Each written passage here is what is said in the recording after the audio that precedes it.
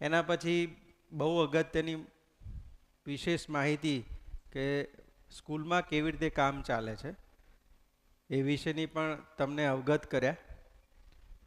એક નાનામાં નાનો ડેલી ટેકનિકથી માંડી મેગા ટેસ્ટ સુધીની જે યાત્રા છે, જે રીતે સ્કૂલમાં અને આપના સહયોગથી બાળક ડેલી ટેકનિક એટલે એક એક કલાકનું પ્લાનિંગ કરે છે. 1 કલાકમાં મારે શું કરવું એ નિર્ધારિત કરીને બેસે છે વન સિટિંગમાં. ડેલી ટાર્ગેટ 24 અવર્સમાં 24 કલાકમાં એને કેટલું એચીવ કર્યું, કેટલું કામ કર્યું એનું મૂલ્યાંકન, એનું એસેસમેન્ટ એક ડાયરીમાં લખે છે અને વાલી ખાલી ऑब्जर्व करे છે. ठीक है, इसमें कोई हिंदी भाषी है आप पता चलता है, क्योंकि ये लैंग्वेज भाव की लैंग्वेज है तो टच आ जाएगा. ठीक है, तो ચિરાગ સરે જે ચર્ચા કરી એ વિશે વાત કરી રહ્યો છું. શરૂઆત ડેલી ટેકનિક, 1 કલાકનું પ્લાનિંગ, ડેલી ટાર્ગેટ 24 અવર્સનું પ્લાનિંગ અને 1 વીકનું પ્લાનિંગ એટલે કે તમારો વીકલી ટેસ્ટ.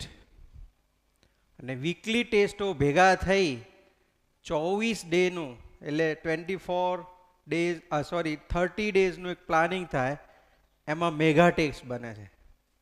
એટલે નાના નાના નાના નાના સક્સેસમાંથી છેક ઉપર સુધી મેગા ટેસ્ટમાં સક્સેસ કેવી રીતે થવું એનું પ્લાનિંગ. અને એના પછી આપણે આપણો જે ગોલ એચીવ કરવાનો છે, આપણે જે નિર્ધારિત કર્યું છે લક્ષ્ય, એને કેવી રીતે પામવું એનું પ્લાનિંગ. તો આ બધી ચર્ચા એ થઈ.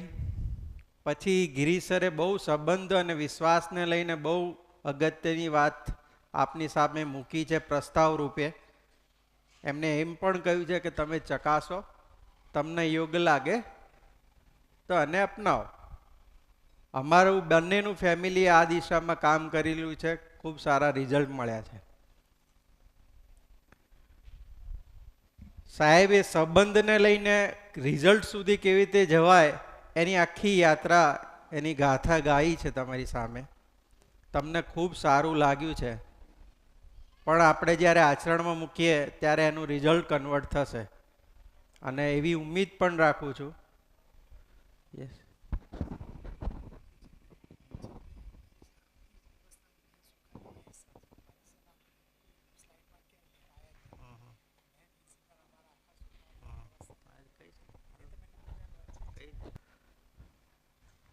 જે સરે વાત કરી સંબંધોને સુધારી પરિવારમાં સુખી રહી અને રિઝલ્ટ કેવી રીતે મેળવી શકો છો એ વાત થઈ.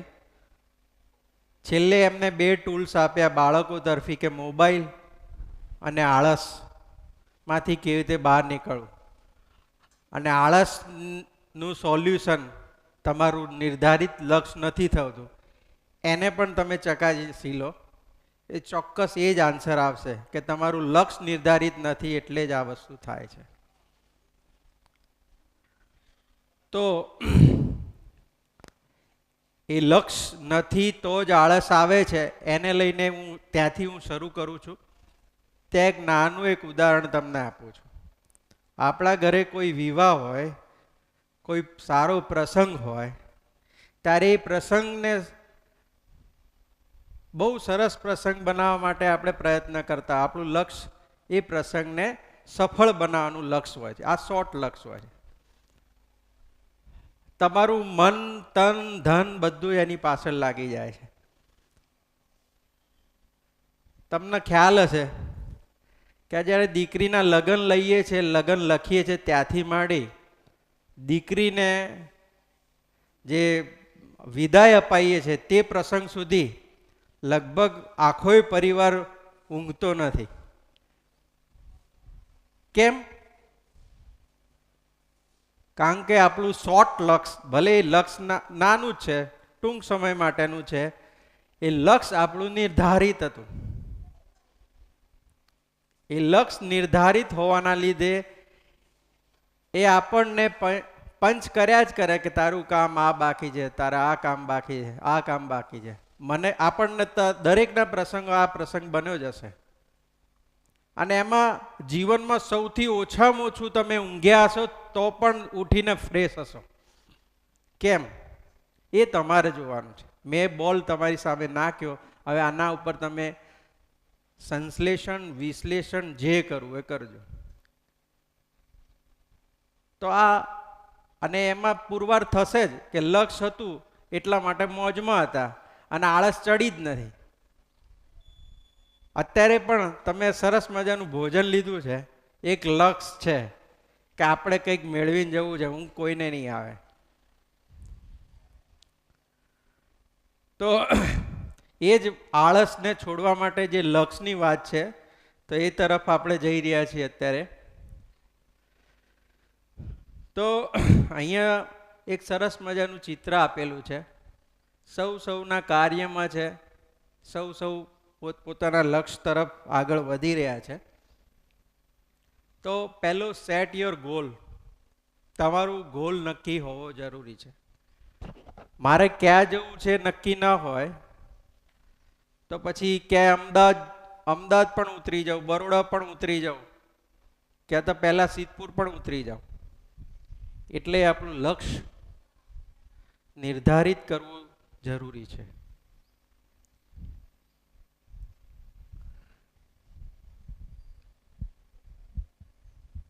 આ એક ડ્રીમ છે કે તમારું બિગ ડ્રીમ હોય. હવે ડ્રીમ ઘણી વખતે કેવા હોય કે કોઈને સાપેક્ષ હોય, કોઈને અનુલક્ષીને હોય. સોસાયટીમાં સારા ડૉક્ટરને જોઈને આપણે ડૉક્ટર થવાનું મન થાય, એમની ગાડી આમ એમનો રુતબો જોઈને મને એ થવાનું મન થાય, કોઈ કલેક્ટર થવાનું મન થાય. તો એ સાપેક્ષ ડ્રીમ ના હોવું જોઈએ. તમારું સાપેક્ષ લક્ષ્ય પણ ના બનવું જોઈએ કોઈ દિવસ. નિરપેક્ષ, કારણ કે બધાની વેરાયટી અલગ અલગ છે. દરેક ઘરમાં દરેક બાળક, માતા પિતા પણ એમના દરેકના અલગ અલગ ચોઈસ હોય છે. તો એ પણ તમારે જાંચવાની જરૂર છે. વાલીએ સંવાદ કરવાની જરૂર છે. બાળક જોડે બેસીને વાતચીત કરવાની જરૂર છે. કારણ કે હવે તો એમની ઉંમર થઈ ગઈ છે, 14-15 વર્ષ પછી બાળક પોતે નક્કી કરી શકે મારે આ દિશામાં જવું છે. કે તો એવા ઓપ્શન બનાવી શકે કે હું ક્યાં તો મેડિકલમાં જાઉં, મેડિકલ નીચે ના જો તો ફાર્મસી કરું, અથવા આ કરું તે કરું. એવા ચોક્કસ સ્ટેપ બાય સ્ટેપ મૂકેલા હોવા જોઈએ. તો ડ્રીમ છે અને ગોલ નક્કી થાય પછી તમારે એક્શનમાં આવવાનું છે. એક્શન વગર તો રિઝલ્ટ આવવાનું નથી. બાકી એક્શન વગર બધું જ નકામું છે. મેન વસ્તુ એક્શન છે. રેડી? જેમ આપણા ઘરમાં પ્રસંગ હતો અને તમે એક્શનમાં ના આવો તો બધું જ થવાનું. આળસે ચડવાની, એ બે દીકરી વિદાય લઈ ગયા ત્યાં સુધી ઊંઘતા જ હોય, પણ તમે એક્શનમાં આવ્યા, આળસ ભાગી, બધું જ ભાગ્યું અને સરસ પ્રસંગ બની ગયો. તો ગોલ સાથે સાથે એક્શન પણ એટલી જ મહત્વની વસ્તુ છે. પ્રયત્ન એ પહેલી પ્રાયોરિટી છે. જેને પ્રયત્ન છોડ્યો એને સક્સેસનું પહેલું પગથિયું છોડ્યું. પ્રયત્ન જ એ સક્સેસના પગથિયા છે. પ્રયત્ન વગર કશું જ નહીં. હવે આ એક બાળકે ગોલ ચાર્ટ બનાવેલો છે. અમારી ટીમ બાળકોના ઘરે પહોંચે એટલે આવા ફોટા એમની પાસે મળતા હોય છે. અને બાળક પણ પોતાનો ગોલ ચાર્ટ સ્કૂલમાં જે તે મેન્ટર રાખેલા છે, અથવા હું છું, ગિરીશ સર છે, મહેશ સર છે, એમની જોડે આવીને ડિસ્કસ કરતા હોય કે મારે ડૉક્ટર બનવું છે તો બેસ્ટ ઇન્સ્ટિટ્યૂટ કઈ, એના માટે મારે કઈ એક્ઝામ આપવાની છે, બોર્ડમાં મારે કેટલા મિનિમમ માર્ક્સ જોઈએ, નીટ લાગે તો નીટમાં મારે કેટલા મિનિમમ માર્ક્સ જોઈએ, એ બધું જ અહીંયા નિર્ધારિત કરે છે. હવે ઘણાને એમ થાય કે આ બધું લખાઈને મતલબ શું, આ પોસ્ટર બનાવવાથી શું ફાયદો થશે? તો આ ચિત્ર છે ને એ તમારા મનમાં ચિત્રણ બનાવશે, એ દરેકને ખબર છે. તમે અત્યારે પણ હનુમાનને યાદ કરો તો કોણ યાદ આવે છે? પ્રવીણચંદ્ર યાદ આવે છે? તો હા, નહીં, આપણે હનુમાનને યાદ કરીએ છીએ ત્યારે એ જ આપણને રામાયણમાં જે હનુમાન બતાવે છે એ જ યાદ આવે છે. એ તો એક કાલ્પનિક છે ને. આ એમના પ્રત્યે આપણને રિસ્પેક્ટ થાય કે નથી થતો? એમ આ ગોલ ચાર્ટ બનાવવાથી તમારા કઈ ગોલ નથી પ્રાપ્ત થઈ જતો. એનું મૂળ કી તો એક્શન જ છે, પણ આ તમને ટ્રિગર કરશે. શું કરશે? વારંવાર તમે આ ગોલ સામે જોશો ને, ક્યાંક ઊંઘ આવતી છે ને તો આળસ આવતી છે ને તો નહીં મારે આ કરવાનું છે, ત્યારે તમને ટ્રિગર્સ આમ ઊભા કરી નાખશે. એટલે અમે મહિના સુધી બાળક જોડે ડિસ્કસ કરીએ છીએ. ભલે અત્યારે બાળક ઘણીવાર પ્રભાવમાં ને બીજાના પ્રભાવમાં અથવા આવેશમાં આવીને નિર્ણય લઈ લે કે મારે તો હવે ડૉક્ટર થવું, જે થવું થાય. પણ મહિનાની અંદર અમે એને સેટ કરી દઈએ છીએ, ખરેખર તારા માટે આટલી આ સ્થિતિ છે, હા ડૉક્ટર તું થઈ શકે છે પણ એના માટે આ કરવું પડશે. એટલે ધીમે ધીમે જેમ સરે કહ્યું હતું કે 20મા માળે જવું હોય તો કૂદકો મારવો કોઈ શક્ય વસ્તુ નથી, નહીતર પછી એક્સિડન્ટ થાય. એટલે એ બધી જ માહિતી એ ગોલ ચાર્ટ સ્વરૂપે એના ઘરે પડી રહે છે. એમાં બધું જ નક્કી કરે છે. અમુક પોઝિટિવ સેન્ટેન્સો લખે છે, એના કઈ કોલેજમાં જવા માગે છે એ લખે છે, લાસ્ટ 2-3 વર્ષના કટ ઓફ લખે છે. આ બધું જ ગોલ ચાર્ટમાં બનાવે છે. ગોલ ચાર્ટ એટલે 27x22 ઇંચનો જે આવે છે ચાર્ટ પેપર, એમાં બનાવવાનો હોય છે. એમાં તમે કલર પણ મૂકી શકો, બધું બનાવી શકો છો. એને સરસ બતાવ્યું છે. આ છોકરાનું વિઝન હતું બોર્ડમાં, મને વંચાતું નથી અહીંયાથી. શું વંચાય છે? હા, રિષિતા. તો એને પણ ડૉક્ટર જ થવું છે અને એને એમડી બનવું છે, એટલે એને ગોલ બનાવ્યો છે. ઠીક છે, ગોલ ચાર્ટ બનાવ્યો. આ સેન્ટેન્સ ઘણું બધું કહી આપે છે. સક્સેસ થવું આમ જોવા જઈએ ને તો એક એક્સિડન્ટ જો ગણવામાં આવે તો પછી નસીબ ઉપર જવાનું થાય, પણ નસીબ જેવું કંઈ છે જ નહીં. રાઈટ ડિસિઝન લેશો તો તમે ત્યાં પહોંચી જવાના છો. એ સમય તમારો અત્યારે છે. આ મહિનામાં અત્યારે જે સમયમાં આ મુમેન્ટમાં જ્યારે તમે પસાર થઈ રહ્યા છો એમાં રાઈટ ડિસિઝન તમે લઈ રહ્યા છો તો એ સક્સેસ તરફનો ગેટ છે, વે છે. હવે આના વિશે વાત કરું. તમે 10મામાં ચોક્કસપણે માની લીધું છે કે મારે હવે 10મા પછી ક્યાં તો સાયન્સમાં જવું છે, ક્યાં તો કોમર્સ આર્ટ્સ કરવું છે, ક્યાં તો ડિપ્લોમા કરવું છે. હું ડિપ્લોમા અને આઈટીઆઈની ના એટલે પાડું છું કારણ કે ડિપ્લોમા કર્યા પછી પણ તમારે બેચલર થવું અગત્યનું છે. કારણ કે અત્યારે નાનામાં નાની ગવર્મેન્ટની એક્ઝામ છે, એમાં મિનિમમ પાસ બેચલર માગે છે. એટલે ડિપ્લોમા થયા પછી પાછા 4 વર્ષ તમારે 3 વર્ષ ડિગ્રીમાં જવું પડે.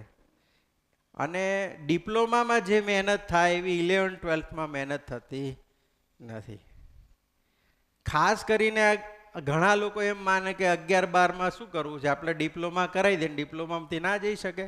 આટલા સંઘર્ષવાળા, આમ સંઘર્ષ કહે ને, જો કે સંઘર્ષ ના કહેવાય, તો આવા સંઘર્ષવાળા વાતાવરણમાં રાખવાની જરૂર શું છે? આ જે દીકરી આજે લઈને ગઈ ને, એને પણ મન બનાવી લીધું હતું કે હું આર્ટ્સ અથવા કોમર્સ ગ્રેજ્યુએટ થઈ અને આવી કોમ્પિટિટિવ એક્ઝામ આપીશ. આજે ક્લાસ 1 ઓફિસર બની, ગઈકાલે જ રિઝલ્ટ આવ્યું, ગઈકાલે સાંજે અમને મીઠાઈ આપવા આવી, તો એમને ગિરીશ સરને એમને મળી હતી ત્યારે એમને સાચી સલાહ મળી. સાચી સલાહ એ મળી કે જો તું સાયન્સ કરીશ ને તો જે 11-12માં જે મહેનત કરીશ ને એ રિઝલ્ટ તને આજે નહીં પણ 5 વર્ષ પછી જ્યારે જે કોમ્પિટિશનમાં એક્ઝામ આપવા બેસીશ ત્યારે તું અવ્વલ નંબર આવીશ. ફર્સ્ટ અટેમ્પમાં એને ક્લાસ 1 ઓફિસર થઈ છે. એ કેમ? હા, એ આર્ટ્સ કોમર્સમાં જઈને પણ થઈ શકતી હતી, પણ જે 11-12માં જે મહેનત કરી છે ને, જે આમ જે ઘસાઈ છે ને, માઇન્ડ જે ગ્રો થયો છે એ ડિપ્લોમામાં કે એમાં શક્ય નથી, આર્ટ્સ કોમર્સમાં એ શક્ય નથી. એટલા માટે તમે જે ચોઈસ કરી છે એ બેસ્ટ ચોઈસ કરી છે સાયન્સ માટેની. હા, નીચે પણ એક સરસ સેન્ટેન્સ લખ્યું છે, જો માઇન્ડને તમે great friend if you control, તમારું ગ્રેટ ફ્રેન્ડ છે તો તમે કંટ્રોલ કરી શકશો, અને જો માઇન્ડ તમને અનફ્રેન્ડ તરીકે રાખે છે અને જો કંટ્રોલ કરશે ત્યારે રિઝલ્ટ કંઈક અલગ મળશે. એટલે માઇન્ડ ગેમ છે આખી, માઇન્ડને કંટ્રોલ તમારે કરવાનું છે. તો મૂળ સાયન્સમાં 2 ભાગ છે, એ અને બી, એ તો તમને ખ્યાલ આવી ગયા છે. મારા ભાગે બી પોર્શન આવ્યું છે. નિલેશ સર કરીને આપણા મેથ્સના ટીચર છે, એમને આગ્રહ હતો કે હું એન્જિનિયરિંગ તરફ માહિતી આપું, તો હું તમને બી તરફની માહિતી બધી પ્રોવાઈડ કરીશ આજે. હા, ફરીથી એક આ ભાવિક સોની કરીને લાસ્ટ યર મેડિકલમાં ગયો છે છોકરો, એનું પણ આ ગોલચાટ નજીકમાં છે. અમે ઘરે વિઝિટ સર મહેશ સરને જતા હોય ત્યારે એનો ફોટો લીધેલો છે. આ છોકરાનું પણ મેડિકલ જવું અહીંયા ગોલચાટમાં નિર્ધારિત હતું અને એમાં જ ગયો છે, MBBSમાં જ ગયો છે. એટલે ઇફેક્ટ તો આવે છે, ઊંઘવા નથી દેતો આ ગોલચાટ.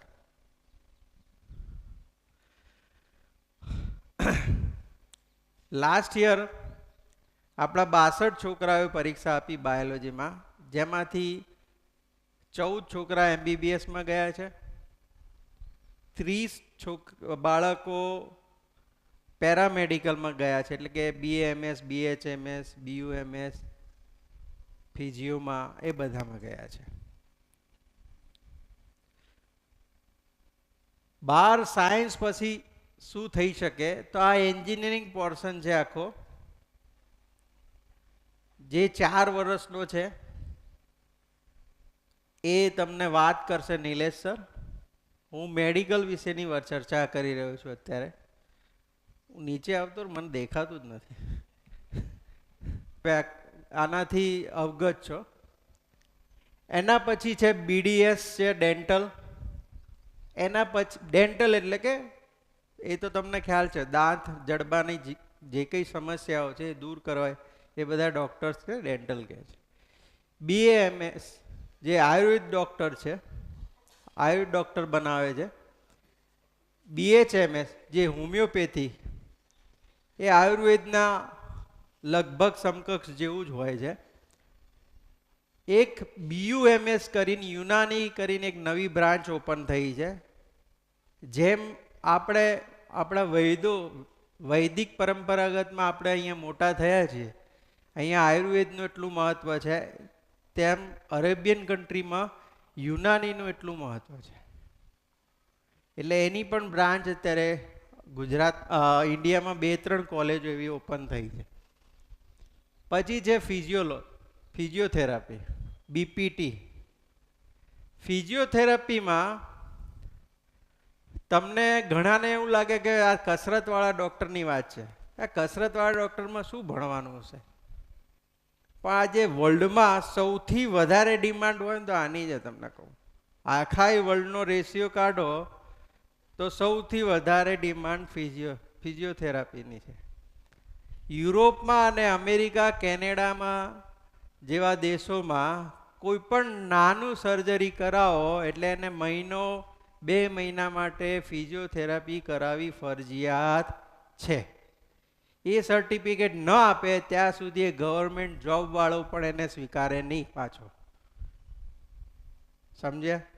એટલે આપણને કંઈક નવું લાગે છે કે અહીંયા આ કસરત વાળો ડોક્ટર, એમાં ક્યાં બનવા જવું, પણ એની ડિમાન્ડ બહુ સારી છે.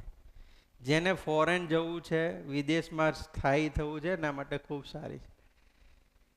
નેચરોપેથી ગુજરાતમાં એકમાત્ર અત્યારે કોલેજ છે નેચરોપેથીની. એ પણ યોગ સાથે નેચરોપેથી કરાવે છે. અને હરિદ્વારમાં પણ બાબા રામદેવે પણ નેચરોપેથી ગઈ 2 વર્ષ પહેલાં જ એને ઓપન કરી છે કોલેજ. એ પણ બહુ સરસ છે. એટલે ધીરે ધીરે વર્લ્ડમાં બીએએમએસ તરફનું પણ વધારે જોક વધી રહ્યો છે. કારણ કે એલોપેથીમાં છે ને, એક દવા સાથે બીજી પણ ઘણી બધી સમસ્યાઓ નોતરે છે. એટલે સૌથી શ્રેષ્ઠ દવાઓ કહેવાય તો આયુર્વેદિકની દવાઓ કહેવાય. તો અત્યારે વર્લ્ડ પણ એની પાછળ હવે ધીમે ધીમે આખું માઇન્ડસેટ ચેન્જ થઈ રહ્યું છે. તો મોટે ભાગે બાળકો એમબીબીએસ જવાનું નક્કી કરે છે. એમબીબીએસમાં જવું કેવી રીતે, કેટલા ટકા હોવા જોઈએ, નીટમાં કેટલા હોવા જોઈએ, બોર્ડમાં કેટલા હોવા જોઈએ, એ બધું જ આના પછીના ચાર્ટમાં આપણે જોઈશું. આ એક સિમ્પલ એક કમ્બાઈન ચાર્ટ મૂકેલો છે. એની સાથે સાથે હોસ્પિટલને સપોર્ટ કરતી જે બેટલર લાઈનો છે એ બધી જ અહીંયા નીચે આપેલી છે. આનું પેમ્પલેટ પણ તમને આપી દઈશું. છેક બીએસસી નર્સિંગથી લઈને અહીંયા એક્સરે ટેકનિશિયન સુધી આટલી ઘણી બધી લાઈનો ઓપન થાય છે. બરાબર? આ બધી બેચલર લાઈન છે. તો એમાં પણ ઘણી બધી ડિમાન્ડ છે. તમને ખ્યાલ હશે કે નર્સિંગમાં સૌથી વધારે કોલેજો અત્યારે ગુજરાતમાં છે. લગભગ 300થી વધારે કોલેજો છે અને 16,000થી વધારે સીટો છે. એકે છોકરું બેકાર રહેતું નથી. એટલી બધી નર્સિંગમાં ડિમાન્ડ છે. એ સિવાય તમે બીએસસી પણ કરી શકો. એ બીએસસીનું લિસ્ટ છે અહીંયા. નીચે આઈઆઈટી કેટલી છે, એનઆઈટી કેટલી છે, એમ્સ કેટલા છે, એએફએમએસ કેટલા છે. એટલે કે ફોર્સમાં મેડિકલ સેવા આપવી હોય તો એએફએમએસ કરીને કોલેજ, મેડિકલ કોલેજ પૂનામાં છે. એની પણ આગળ આપણે ચર્ચા કરીશું. આ એક બેઝિક ચાર્ટ મૂકેલો છે. એ સિવાય તમે ડેરી ટેકનોલોજીમાં પણ જઈ શકો. બીએસસી એગ્રી 4 વર્ષનો કોર્સ પણ કરી શકો. પછી એક ડી ફાર્મા કરીને 6 વર્ષનો પીએચડી સાથેનો કોર્સ આવે છે. અત્યારે મલ્ટી સ્પેશિયાલિસ્ટ હોસ્પિટલો ઘણી બધી બની ગઈ છે. હોસ્પિટલ બની ગઈ પણ એનું મેનેજમેન્ટ કેવી રીતે કરવું, તો એના એક્સપર્ટની જરૂર હોય ત્યારે આ બધા કોર્સિસ ડી ફાર્મા કરીને 6 વર્ષનો કોર્સ આવે, જે બાયોલોજીવાળા જ કરી શકે. અને આપણા ગુજરાતમાં અત્યારે અવેલેબલ છે, એક જ કોલેજ છે. એના વિશે આપણે જોઈશું. હા, એ આ રહ્યું ને એનડીએની એક્ઝામ છે, જે મેથ્સ વાળા જ આપી શકે. મારે બાયોલોજી માટે જ બોલવાનું છે. હા, પણ હું કહી દઉં છું. એનડીએની એક્ઝામ છે. આ જે છોકરો દેખાય ને, સેકન્ડ એક્ઝામમાં આખા ઓલ ઇન્ડિયામાં 16મો નંબર પાસ થયો હતો. 16મો નંબર પાસ થવું એટલે બહુ અઘરું કામ છે. ભીલડી ગામનો હતો કલ્પેશ પ્રજાપતિ. બરોબર? યુપીએસસી કન્ડક્ટ કરે છે. યુપીએસસી એનડીએની એક્ઝામ બે ટાઈપની હોય. જેમ J1 ને J2 હોય ને, જે એડવાન્સ જેઈ, એવી રીતે એનડીએ 1 ને એનડીએ 2 એક્ઝામ હોય. સેકન્ડ એક્ઝામમાં એને 16મો નંબર આવ્યો હતો. પણ તોય બી મારે કે નેવીમ નથી, અમારે કર્નલ નથી બનવું. એમાં તો સીધી પોસ્ટ મળે, કર્નલ નહીં.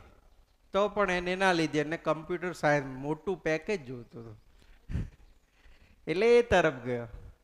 એ રીતે IMU CET કરીને એક એક્ઝામ છે, INBES કરીને એક એક્ઝામ છે, એક ટેસ્ટ કરીને એક્ઝામ છે. બોર્ડમાં 70% માર્ક્સ લાવવા પડે ને એ આ નેવી અને એરફોર્સમાં ટેકનિકલ જોબ માટેની એક્ઝામો છે.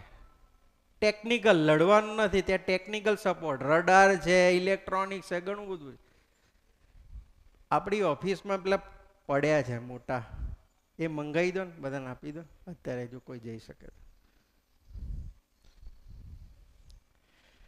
તો. બી ગ્રુપ માં ફરીથી MBBS ટોપ પર છે, BDS સેકન્ડ પર છે, BAMS, BHMS, BUMS, BPT એટલે કે ફિઝિયોથેરાપી, BNYS એટલે કે નેચરોપેથી, અને છેલ્લે વેટેનરી. વેટેનરીમાં છેલ્લા 2 વર્ષથી બહેનોને પણ પ્રવેશ આપ્યો છે, એમાં પણ તમે સારું કેરિયર બનાવી શકો. એ રીતે ફાર્મસી પણ કરી શકે છે બાળક, બાયોલોજીનું ગ્રુપ હોય તો. અને એ રીતે મેં લખ્યું છે 6 વર્ષનો PhD સાથેનો કોર્સ નવો જ આવ્યો છે, છેલ્લા 4 વર્ષ થયા છે, એ પણ સારો છે. હવે MBBS થવું હોય તો આપણા ગુજરાતમાં ઓપોર્ચ્યુનિટી કેટલી છે, તો 6 ગવર્મેન્ટ મેડિકલ કોલેજો છે. જીમર્સ કરીને, જીમર્સ એટલે કે ગવર્મેન્ટે પોતે સેલ્ફ ફાઇનાન્સ કોલેજો ખોલી છે, એને જીમર્સ નામ આપ્યું છે, એનું શોર્ટ નેમ જીમર્સ છે. એમાં ફી લે છે, પણ જે original fully self finance college છે એના જેટલી નથી, એના કરતાં વિશેષ ઓછી છે. તો ફૂલ્લી સેલ્ફ ફાઇનાન્સ કોલેજો છે આપણી 25, જીમર્સ કોલેજો છે 8, એમાં ટોપ લેવલની 5 કોલેજો છે, એનું પણ આગળ લિસ્ટ આવે છે, એનું બતાવી દઈશ તમને. તો ટોટલ કેટલી છે?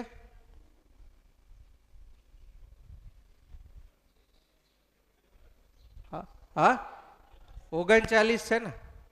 અમે ભણ્યા 94-96માં લગભગ અમારી વખતે 4 કે 5 કોલેજો હતી. સેલ્ફ ફાઇનાન્સ નામે 0 હતું. સાહેબે હમણાં જ ચર્ચા કરી કે હું પણ મેડિકલમાં જવા માટે 1-2% માટે રહી ગયા, એના લીધે મારે BDS કરવું પડ્યું. ત્યારે કોલેજોનો ઓપોર્ચ્યુનિટી, પૈસા હોય છતાં પણ કોલેજો નથી. અત્યારે તો એટલી બધી તમારા માટે સવલતો છે, કોલેજો ફૂલ છે, ખાલી થોડા ટકા લઈને આગળ જવાનું છે.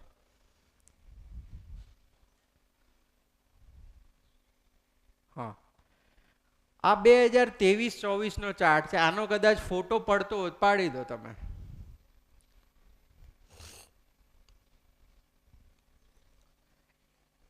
MBBS ની ટોટલ સીટો છે ને 6858 છે.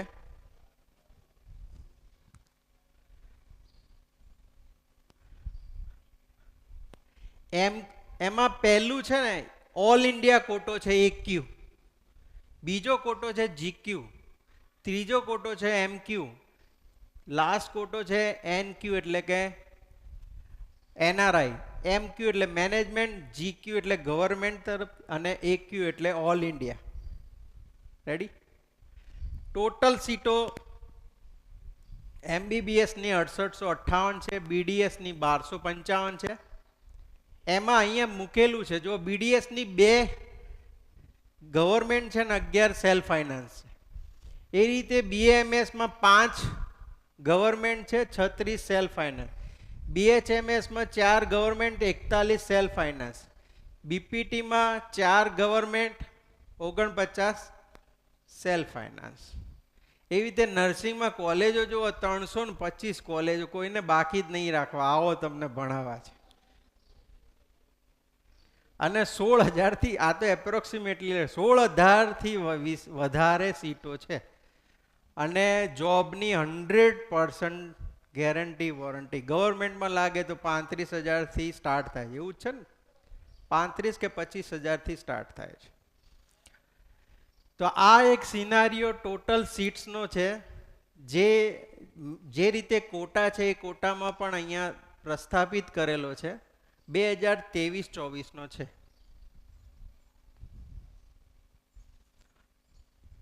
એટલે આપણે ગોલ સેટ નક્કી કરતા હોય તો આપણે થોડું એ પણ સોચવું જોઈએ કે આપણી સીટો કેટલી અવેલેબલ છે. આપણે માર્કેટ થોડું કોમ્પિટિશન કહી શકાય, તો કોમ્પિટિશનમાં આપણે કેવી રીતે કામ કરવાનું છે એનો આ સિનારીઓ છે. આ જુઓ, હવે તમને ખ્યાલ છે કે નીટની એક્ઝામ આપવી જરૂરી છે. MBBSમાં જવું હોય, BAMSમાં જવું હોય તો પણ નીટ આપવાની જરૂર છે, અને BHMSમાં જવું તો પણ નીટ આપવાની જરૂર છે. બધાય કોર્સમાં લગભગ નીટ આપવી જરૂરી છે. તો અહીંયા જુઓ, MBBSનો આખું બનાવ્યો છે કોલો, BDSનો કોલો બનાવ્યો છે, BAMSનો ને BHMSનો થોડો કપાઈ ગયો છે. પણ એમાં જે માર્ક્સ મૂક્યા છે ને એ નીટના માર્ક્સ છે. આ 2023-24 એટલે ગયા વર્ષના માર્ક્સ. ગયું વર્ષ એ આજ સુધીના ઇતિહાસમાં સૌથી વધારે નીટમાં એપિયર થવાવાળા વિદ્યાર્થીઓ હતા. બરોબર? તો તમે જુઓ, 690 ઓપનમાં અટકેલું છે. EWS એ ઓપનનો જ એક પાર્ટ છે, જેની ઇન્કમ સોર્સ કમ છે એને EWSમાં મૂકેલા છે, ઇકોનોમિક્સ બેકવર્ડ સેક્શન. તો 604 એમાં અને પેલા 609 કોઈ ફરક છે જાજો નથી.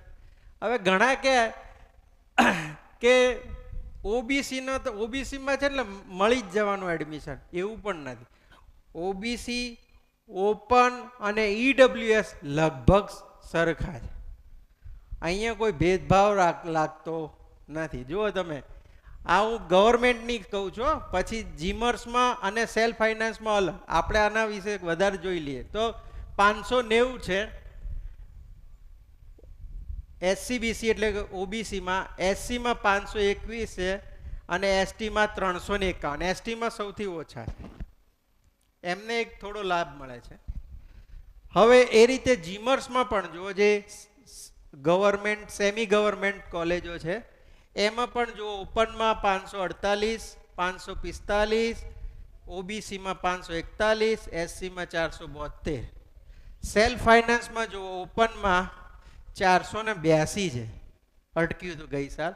EWમાં 477 અટક્યું છે, 477, અને ઓબીસીમાં 471.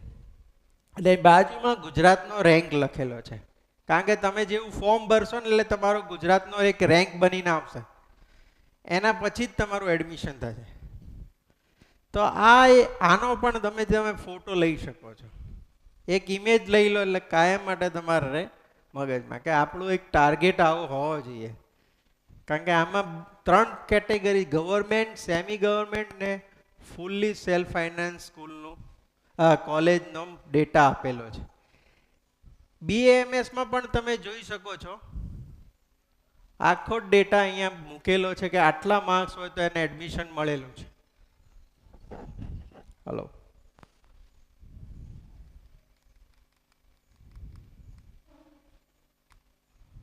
હવે આમાં એક ભૂલ થઈ ગઈ, કોઈ પકડે તો કે. BDSમાં જ ભૂલ થઈ છે લખવાની. હા, ઓપનનું કટઅપ લખવામાં ભૂલ થઈ છે, હે ને? એ લગભગ 450-55 હશે. મને એવું લાગ્યું 246 ને કેવી રીતે મળી છે. બરોબર, બાકીના બધા જ ડેટા પરફેક્ટ છે.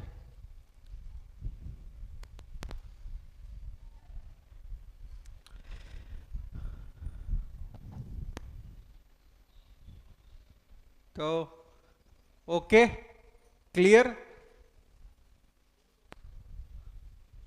કેમ થતું નથી ભાઈ? હા, arm force medical college Pune, જેને ગવર્મેન્ટમાં એટલે કે ફોર્સમાં એરફોર્સ છે, નેવી છે અને આર્મી છે, 3 બ્રાન્ચો છે. એ બ્રાન્ચમાં મેડિકલ ઓફિસર તરીકે સેવા આપવી હોય તો એ લોકો બહારના એમ્સમાંથી કોઈને ડૉક્ટરોને લેતા નથી. એ પોતાની જ એક મસ્ત મેડિકલ કોલેજ ખોલેલી છે, 300 સીટ દર વર્ષે ભરાય છે. અને જે લોકો એમ્સમાં એડમિશન નથી લેતા, જેની ઈચ્છા હોય છે એ લોકો આમાં એડમિશન. આમાં એક બીજી વસ્તુ છે, આમાં કોઈ રિઝર્વેશન જેવું છે નહીં. ઓપન એમ આ જ એક એવી કોલેજ છે એમાં કોઈ રિઝર્વેશન જેવું છે નહીં. Open, EWS, OBC, SC, ST બધા જ એક. એટલે આમાં લગભગ બહુ ઊંચું રિઝલ્ટ અટકે છે. નીટમાં સારું ટોપ રિઝલ્ટ હોય એ જ જતા હોય છે. અને આમાં એક ફાયદો એ છે કે તમે ભણવા જાઓ ને એ જ વર્ષથી એમનો પગાર પણ એ લોકો આપતા હોય છે. એટલે ભણવાનું મફત ને ઘરે પૈસા આવે. તો arm force medical college Pune. એ સિવાય એમ્સની અહીંયા વાત કરેલી છે. એમ્સમાં 1899 સીટો છે અત્યારે લેટેસ્ટ 2024માં. અને 24 એમ્સ છે. રાજકોટમાં એમ્સ ગઈ સાલથી ચાલુ થઈ ગઈ એમાં એડમિશન. અને આ તો ઓછા લખેલા છે નામ, બાકી 24 એમ્સ છે.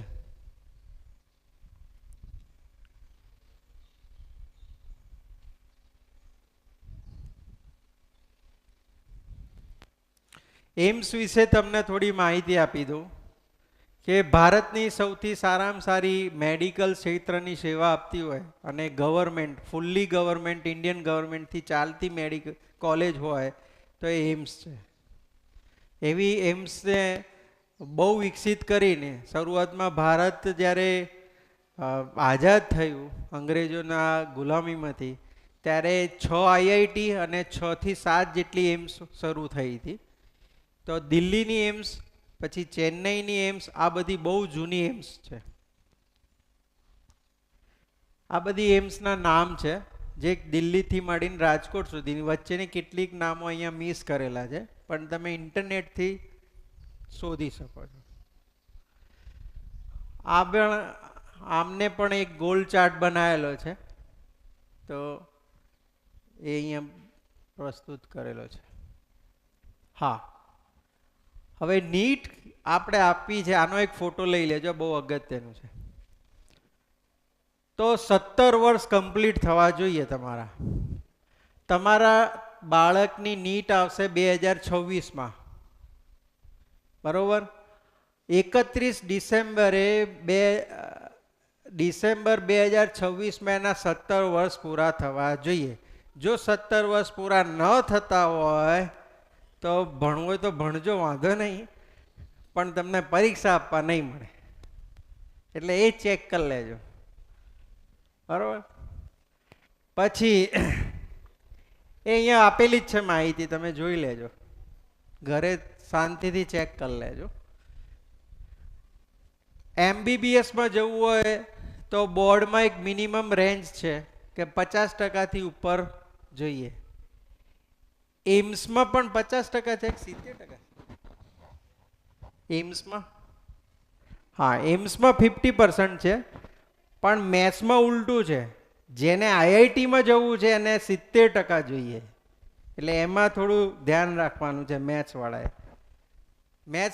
જેને આઈઆઈટી સુધીનું સપનું છે ને એને તો બધું જ ક્લિયર કરવાનું.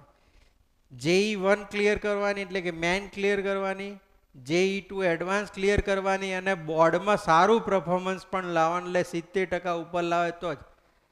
આપણી ખ્યાતનામ સ્કૂલ બનાસકાંઠાની એક એવી સ્કૂલ હતી, એમના એક બે વાલી મને મળ્યા હતા 4 દિવસ પહેલાં પાલનપુર, કે મારા છોકરાને ગુજકેટની પરીક્ષા ના આપી, સ્કૂલને તરફથી કહેવામાં કે ગુજકેટ શું કરવા લેવી, તું તો એડવાન્સ ક્લિયર કરી શકે એવો છે. તો એડવાન્સ તો ક્લિયર થઈ જ ગઈ અને સારો રેન્ક પણ આવ્યો. તો થયું શું, એને 50%, એટલે 70%થી એક તો ઓછા માર્ક્સ આવ્યા, એટલે એડવાન્સમાં એડમિશન ના મળ્યું. અને આ બાજુ એને ગુજકેટ પણ ના આલી, એટલે ગુજરાતમાં પણ એડમિશન ના મળ્યું. એટલે કેટલી બધી મિસ ઇન્ફોર્મેશનના કારણે એને એની લાઈફ બગાડી, 1 વર્ષ આખું બગડ્યું. એના પપ્પા એટલી બધી ગાળો બોલતા હતા શિક્ષણને સ્કૂલો ઉપર. પછી મેં કીધું છે શું, એટલે કે આવું થયું, પાલનપુરની ખ્યાતનામ સ્કૂલ હતી, બોલો. એટલે આવું હોય છે. એટલે ઇન્ફોર્મેશન ડેટા, સાચા ઇન્ફોર્મેશન ડેટા મેળવી લેવા જોઈએ ગુરુજીઓ જોડેથી અથવા કોઈ વડીલો જોડેથી. તો 50% બોર્ડમાં હોવા જોઈએ. ઓબીસી એસટી એસસી માટે એક છૂટ આપેલી છે 40%, પણ આપણે 40% નથી લાવવાના, 50% ઉપર જ લાવવાના. એ રીતે મહેનત કરવાની છે. તો આ એક તમને પ્રોપર આઈડિયા આવી જશે. નીટની એક્ઝામ 3 લેંગ્વેજમાં લેવાય, ઇંગ્લિશ, હિન્દી અને ગુજરાતી. આપણા માટે આમ તો ઘણી બધી લેંગ્વેજમાં લેવાય છે. એમાં ફિઝિક્સના 50 પ્રશ્નો, કેમેસ્ટ્રીના 50, બોટની અને જીઓલોજી એટલે કે બાયોલોજીનું પોર્શન છે એના પણ 50-50, ટોટલ 200 પ્રશ્નો આવે છે. અત્યારથી તમે બધા આ માહિતી ઠીક છે મેં તમારી આગળ મૂકી, પણ બાળક જેવી રીતે જે મેગા ટેસ્ટો આપશે ને એ નીટની કોપી જ હશે, એટલે એને મોટે ભાગે પ્રેક્ટિસ થઈ જશે. બરોબર. જ્યારે ફાઇનલ મેચ રમવા જતો હશે ને ત્યારે એને લગભગ 40થી 50 મોટી મોટી મેચો રમી લીધી હશે. એટલે નીટના એટલા મોટા 720 માર્ક્સના ટેસ્ટો આપી દીધા હશે, એટલે ચિંતા જેવી વસ્તુ નથી. આમાં નેગેટિવ માર્ક્સ છે, 1 માર્ક્સ કપાય છે.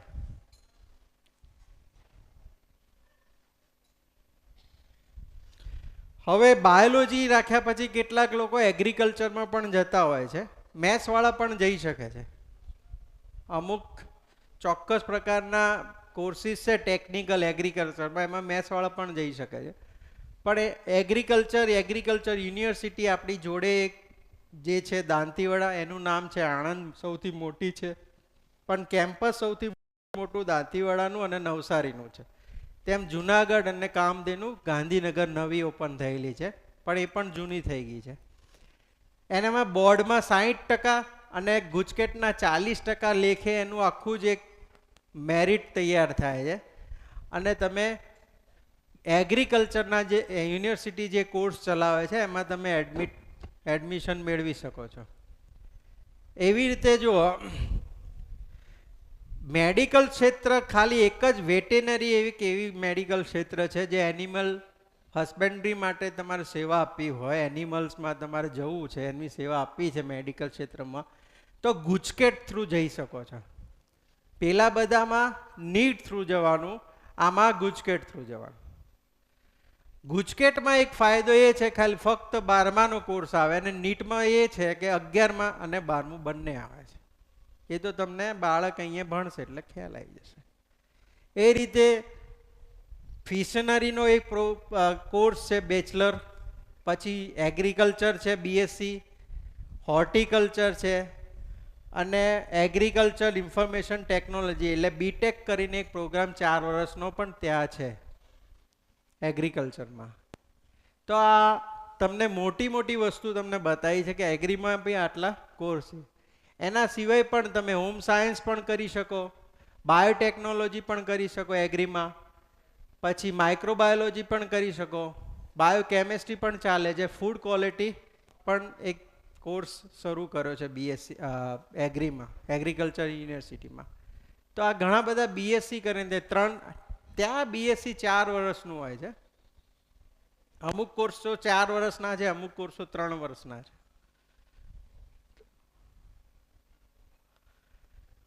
હવે બીએસસી મારે કરવું છે, ને પીએચડી લાઈનમાં જવું છે, ટોપ લેવલની યુનિવર્સિટી અથવા ઇન્સ્ટિટ્યૂટમાં અભ્યાસ કરવો છે, તો ભારતની ટોપ નંબરની જે કોર બીએસસી કરાવે છે એવી 2 ઇન્સ્ટિટ્યૂટ છે અહીંયા, આઈઆઈએસસી અને આઈઆઈએસટી. જેને સ્પેસ લેવલમાં કામ કરવું છે, સ્પેસમાં જવું છે, ફિઝિક્સ અને મેથ્સ ઉપર કામ કરવું છે, એ લોકો KVPY કરીને એક એક્ઝામ આવે છે, પછી નીટ અને જેઈ એડવાન્સ થકી આ નીચે આઈઆઈએસટીમાં એડમિશન લઈ શકે છે, જે બેંગ્લોરમાં આવેલી છે. ડીસાનો એક છોકરો આઈઆઈએસસીમાં ભણી અને અત્યારે કંઈક નાસામાં જોબ કરે છે. અહીંયાથી જ ભણ્યો છે, ડીસાનો છે, બહુ વર્ષ પહેલાં ભણ્યા, લગભગ 8 થી 10 વર્ષ. ખત્રી હતો કોઈ ભાઈ. એવી રીતે આઈઆઈએસસી પણ છે, જેમાં 3800 સીટો છે. કેવીપીવાયના 2 પોર્શન પડે છે, કે 11મામાં પરીક્ષા આપવાની છે અને એક 12મામાં પરીક્ષા આપવાની. તો આ અહીંયા ઇન્ટિગ્રેટેડ કોર્સિસ ચાલે છે, બીએસસી પ્લસ એમએસસી અને વિથ પીએચડીના ઇન્ટિગ્રેટેડ, એટલે 5 વર્ષના કોર્સિસ ચાલે, જેનું ટાર્ગેટ છે કે મારે અહીંયા આ એમબીબીએસ કરતાં પણ ઊંચી લાઈન છે. આમાં તમે બીએસસી કરવા ગયા એટલે તમારે સમજવાનું પીએચડી થઈને ડૉક્ટર થઈને જ આવવાનું. રિસર્ચ લેવલનું જેને કોર સાયન્સ ભણવું છે એ બધા લગભગ આમાં જાય. અને આમાંથી પાસ આઉટ થયેલા બધા જે કંઈ સારી સારી ઇન્સ્ટિટ્યૂટમાં as a professor as a lecture તરીકે કામ કરતા હોય. એટલે આ ઇન્ડિયાની ટોપ ઇન્સ્ટિટ્યૂટો જે છે જ્યાં બીએસસી એમએસસી ભણાવે. આમાં એક બીજી માહિતી નથી આપી, ભાભા એટોમિક રિસર્ચ સેન્ટર જેમાં નેસ્ટ નામની એક્ઝામ આવે છે, એના થકી પણ તમે બીએસસી અને એમએસસી ફિઝિક્સ થઈ શકો છો. એ પણ સારી કોલેજ છે. અને આ ગવર્મેન્ટની કેટલીક કોલેજો આપેલી છે જ્યાં બીએસસી થઈ શકે એવી છે. સેન્ટ ઝેવિયર છે, એમજી સાયન્સ છે, લગભગ કેટલાક લોકોને ખ્યાલ પણ હશે, ભવન્સ છે, કે શાહ છે, સીયુ શાહ છે, એમએસ યુનિવર્સિટી બરોડા છે, એનવી પટેલ વલ્લભ વિદ્યાનગર છે. આ બીએસસી માટેની છે. એન્જિનિયરિંગ કોર્સમાં પણ બી ગ્રુપવાળા જઈ શકે છે. એમાંથી આ કેટલાક, મારે મેડિકલમાં હવે નથી જવું પણ મારે એન્જિનિયરિંગ કરવું છે, તો રબર અને ટેક્સટાઇલ એન્જિનિયરિંગમાં બી ગ્રુપવાળા પણ જઈ શકે છે. બાયોમેડિકલ, બાયોટેકનોલોજી એન્જિનિયરિંગ પણ આમાં જઈ શકાય છે. એ રીતે એગ્રીમાં પણ, અને ડેરી ટેકનોલોજીના જે કોર્સિસ છે ડેરી ફૂડના, એ બધામાં પણ તમે જઈ શકો છો. એ રીતે નેનો ટેકનોલોજીનો કોર્સ છે એમાં પણ તમે જઈ શકો છો. તો આ બધું એક છે કે જેમાં મારી પાછળ બી ગ્રુપ લાગી તો હું એન્જિનિયર ના થઈ શકું એવું નથી, એમાં પણ જઈ શકો છો. છેલ્લે તમારે સારા ટીચર બનવું છે અને બહુ રખડવું નથી અલગ અલગ ઇન્સ્ટિટ્યૂટમાં, જ્યાં ફક્ત ને ફક્ત 100 સીટો છે. એક એન્ટ્રન્સ એક્ઝામ આવે છે, એમાંથી બહાર નીકળો તમે બીએડ થઈને બહાર નીકળો છો, અથવા એમએસસી એમએડ થઈને બહાર નીકળો છો. એવી ઇન્ડિયન ઇન્સ્ટિટ્યૂટ ટીચર એજ્યુકેશન કરીને ઇન્સ્ટિટ્યૂટ છે, જે ભારત લગભગ ગવર્મેન્ટ ઓફ ઇન્ડિયા જ ચલાવે છે. અને એમાંથી તમે એઝ અ ટીચર તરીકે તમે બહાર નીકળો છો. એ પણ સારી છે, ગાંધીનગરમાં છે. ગુજરાતી અને ઇંગ્લિશ મીડિયમ બંનેમાં ત્યાં કોર્સિસ છે. જેનું છે તો એ છે કે મારે હવે ટીચર જ બનવાનું છે, તો એમાં જઈ શકે. ઠીક છે. તો મેં તમને ફક્ત ઇન્ફોર્મેટ કર્યા છે. ઇન્ફોર્મેશન ડેટા તમારી સમક્ષ સાચા ડેટા બને એટલા મૂક્યા છે. આમાંથી તમને જે યોગ લાગે લેવાના છે, ડિસ્કસ કરવાની છે માતા પિતા સાથે, ટીચર સાથે, મેન્ટર સાથે, અને પછી ગોલ ચાર્ટ આપણે નક્કી કરવાનો છે, ગોલ ચાર્ટ બનાવવાનો છે. હજી પણ આપણે જે પ્રેયરમાં ગિરીશભાઈ તમને જે ચર્ચા કરે છે લક્ષ્યની, એની સાથે સાથે આપણે આને ડિસ્કસમાં રહીશું. એટલે 1 મહિના સુધીમાં તમારે ઠોસ થઈ જાય કે મારે એમ્સમાં જવું છે કે મારે આયુર્વેદમાં જવું છે કે આ જવું છે. ઓકે. આની પાછળ હજી પણ મેથ્સનો સબ્જેક્ટ બાકી છે, તો હું નિલેશ સરને આમંત્રિત કરીશ કે મેથ્સ ઉપર પ્રકાશ પાડશે અને તમારું જે કંઈ છે એમાંથી તમે તમારા ગોલને નિર્ધારિત કરી શકો. Thank you. તો જેમ સતીશ સરે માહિતી આપી એમ બધાને બી ગ્રુપ વિશે તો ખ્યાલ આવી જ ગયો હશે. તો એ ગ્રુપ માટે આપણે ચર્ચા કરીએ.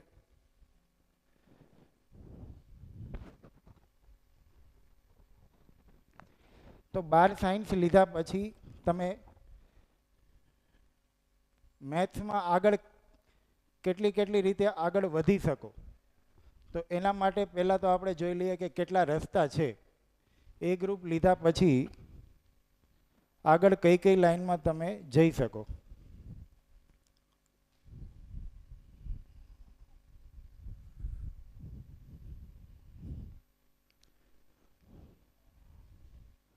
તો એમાં સૌથી પહેલાં છે એન્જિનિયરિંગ કોર્સ.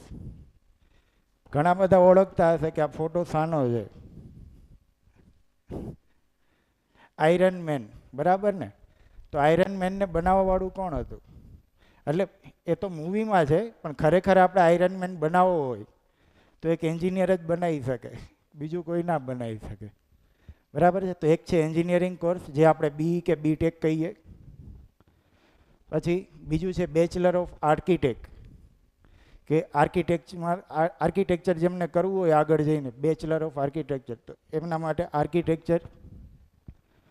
પછી bachelor of planning and design, કે કોઈ પણ વસ્તુની ડિઝાઇન કરવી હોય તો એમાં બેચલર ઓફ પ્લાનિંગ અને ડિઝાઇનિંગ ડિગ્રીની જરૂર પડે. પછી એનડીએ, જેમ સતીશ સરે થોડું તો જણાવ્યું કે નેશનલ ડિફેન્સ એકેડમી, તો એનડીએમાં જવા માટે તમારે મેથ્સની જરૂર પડે. પછી આ બીજા જુદા જુદા કોર્સો છે, જેમ કે બીએસસી છે, બીસીએ છે, technical entry in Indian army, IIT, agriculture university, pharmacy, film and television diploma and hotel management. બરાબર છે. તો આટલી બ્રાન્ચીસ છે તમારે મેથ્સમાં એ ગ્રુપ લીધા પછી આટલી બ્રાન્ચમાં તમે જઈ શકો. તો એમાં હવે આપણે ડિટેલમાં જોઈએ આગળ. તો સૌથી પહેલાં એન્જિનિયરિંગ કોર્સ કેટલા છે. તો અહીંયા બધા એન્જિનિયરિંગ કોર્સ આપણે લિસ્ટ કરેલા જ છે.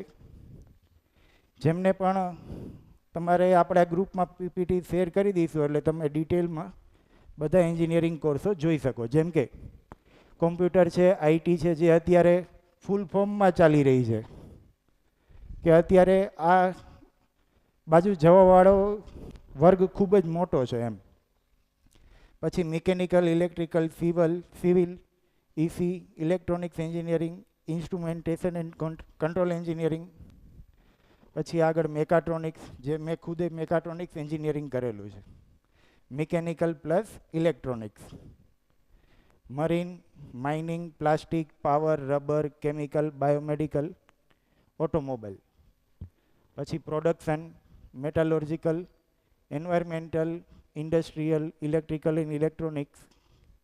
પછી ET, electronics and telecommunication, food processing, aeronautical and textile engineering. તો કુલ આટલી એન્જિનિયરિંગની બ્રાન્ચીસ છે. હવે એક વસ્તુ જણાવવાની એ છે કે હાલ ગુજરાતમાં ટોટલ નંબર ઓફ સીટ્સ કેટલી છે એન્જિનિયરિંગની, ખ્યાલ છે કોઈને? એન્જિનિયરિંગની કુલ સીટ્સ કેટલી છે? તો 1,40,000 સમથિંગ સીટ છે.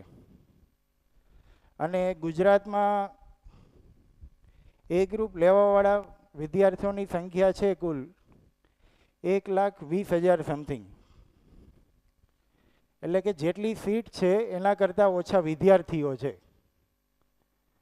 એનો મતલબ એમ કે તમે ખાલી 12મું ધોરણ પાસ કરી લેશો તો તમે એન્જિનિયર બની જશો. તો હવે આપણે વિચારવાનું એ છે કે આપણે ખાલી એન્જિનિયર બનવું છે કે ફ્રૂટફુલ એન્જિનિયર બનવું છે.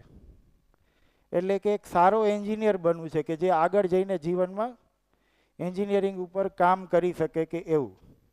ખાલી એન્જિનિયર બનવું છે, જેમને એન્જિનિયરની ડિગ્રી લેવી છે, એ તો ખાલી પાસ થઈ જશે ને તો પણ બની જશે. જેમ મેં કીધું એમ વિદ્યાર્થીઓની સંખ્યા કરતાં સીટ્સ વધુ છે, એટલે ખાલી પાસ થઈ જશે તો પણ એન્જિનિયર બની જશે. હવે વિચારવાનું તમારે છે કે ફક્ત એન્જિનિયર બનવું છે કે ફ્રૂટફુલ એન્જિનિયર બનવું છે એ.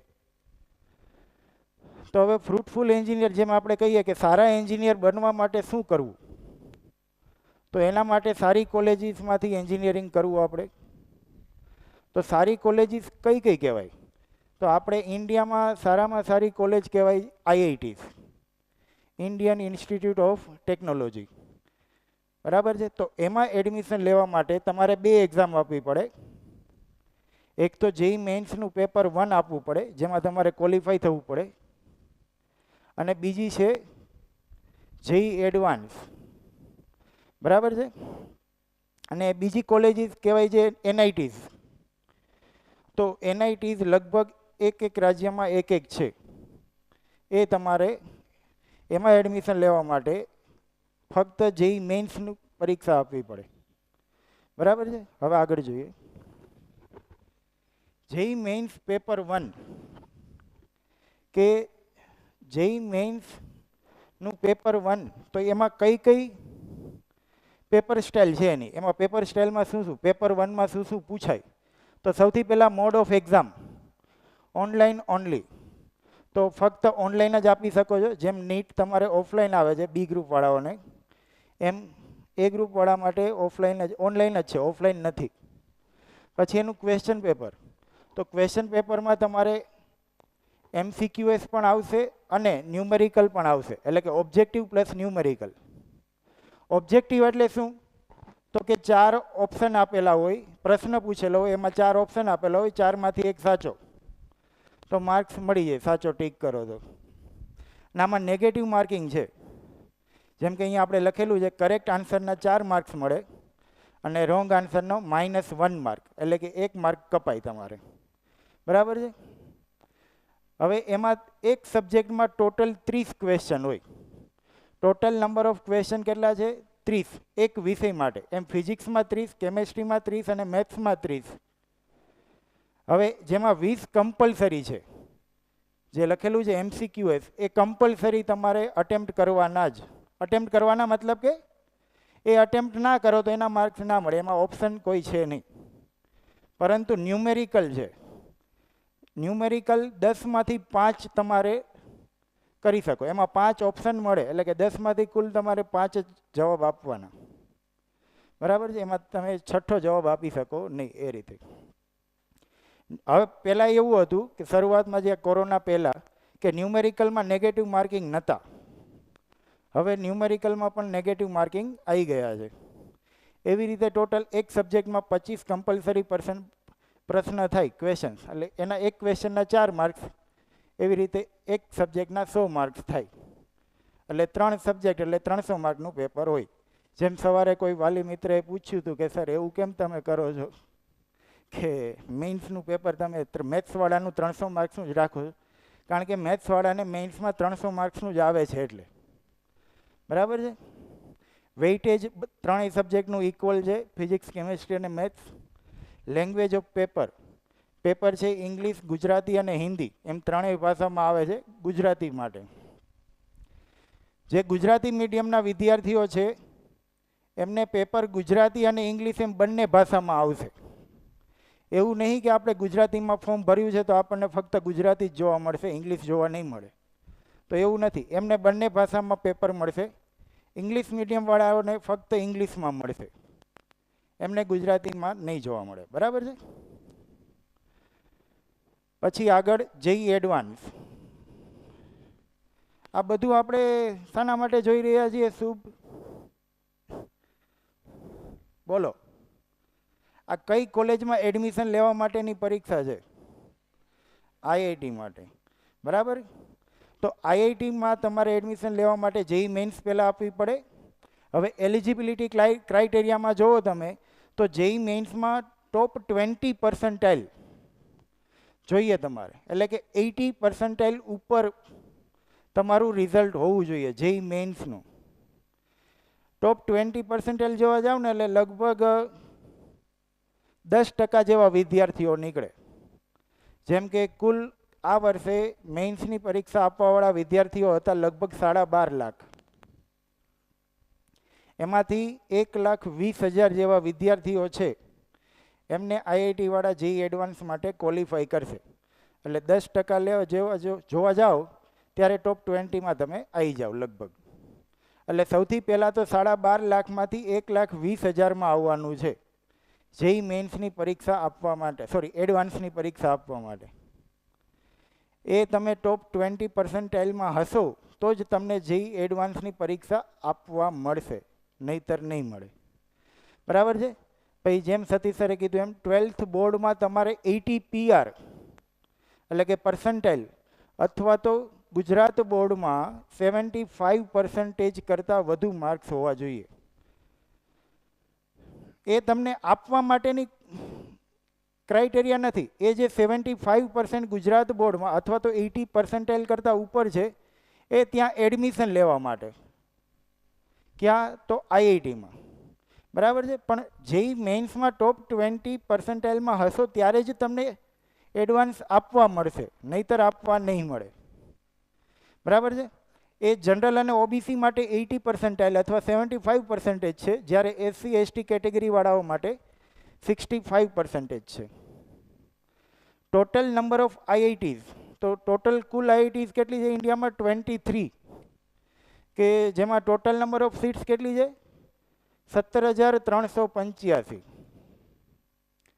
તો જેમ આપણે કીધું એમ કે ખાલી ગુજરાતમાં 1,20,000 વિદ્યાર્થીઓ એ ગ્રુપ લે છે, પણ આઈઆઈટી જે છે એ તો આખા ઇન્ડિયામાંથી આપે છે. એટલે આખા ઇન્ડિયામાંથી આપવાવાળા જેટલા વિદ્યાર્થીઓ છે એમાં તમારે કમસે કમ 20,000 અંદર આવશો ત્યારે તમે એન્જિનિયરિંગ આઈઆઈટીમાંથી કરી શકશો. હવે 20,000 અંદર આવો તો પણ એવું નથી કે તમને તમારી મનગમતી બ્રાન્ચ મળે. બરાબર છે? મનગમતી બ્રાન્ચ મેળવવા માટે તો તમારે કમસે કમ ટોપ 100માં આવવું પડશે. એ મનગમતી બ્રાન્ચ અને મનગમતી કોલેજ જોઈતી હોય ત્યારે, મનગમતી આઈઆઈટી જોઈતી હોય ત્યારે. હવે જેઈ એડવાન્સમાં પેપર 1 એન્ડ પેપર 2 એવી રીતે બે હોય છે. કોમ્પ્યુટર બેઝડ ટેસ્ટ છે એ પણ ઓનલાઈન જ છે. એની ભાષા ફક્ત ઇંગ્લિશ એન્ડ હિન્દી છે. આ ગુજરાતીવાળાને પણ ઇંગ્લિશ અને હિન્દીમાં જ આપવી પડશે, એના માટે બીજી કોઈ ભાષામાં પેપર નીકળતું નથી. Each question paper separate sections, physics, chemistry, maths અલગ અલગ સેક્શન હોય છે. ક્વેશ્ચનના ટાઈપ્સ, સિંગલ કરેક્ટ આન્સર, એટલે કે એક ક્વેશ્ચન આપેલો હોય, નીચે 4 ઓપ્શન હોય, 4 ઓપ્શનમાંથી એક સાચો જે આપણે ટીક કરવાનો. પછી મલ્ટિપલ કરેક્ટ આન્સર્સ, કે જેમાં એક પ્રશ્ન નીચે 4 ઓપ્શન હોય, 4માંથી એક પણ સાચો હોઈ શકે, 2 પણ સાચા હોઈ શકે, 3 પણ હોઈ શકે અને 4 પણ હોઈ શકે.